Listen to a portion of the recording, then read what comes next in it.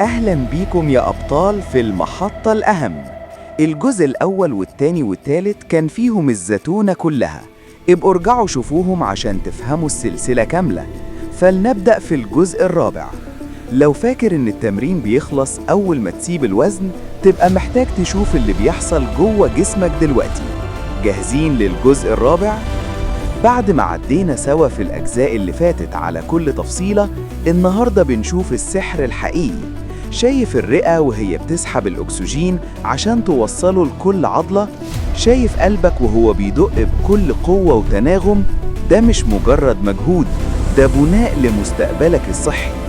التمرين الحقيقي بيبدأ وقت الاستشفاء، لما عضلاتك بتبدأ ترمم نفسها وتكبر، وجهازك العصبي يهدأ ويرجع أقوى من الأول.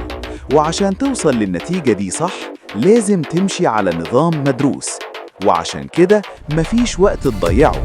لو عايز تنضم لجيش الأبطال في كورس 90 يوم، راجل أو ست، ابعت لي رسالة دلوقتي بكلمة تغيير، وهبعت لك تفاصيل النظام الغذائي والتدريبي اللي هيحولك لنسخة تانية خالص.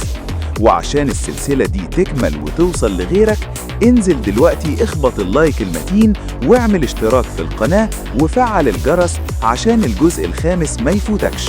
دعمك هو اللي بيخلينا نستمر في تقديم المحتوى ده. وريني حماسكم في الكومنتات.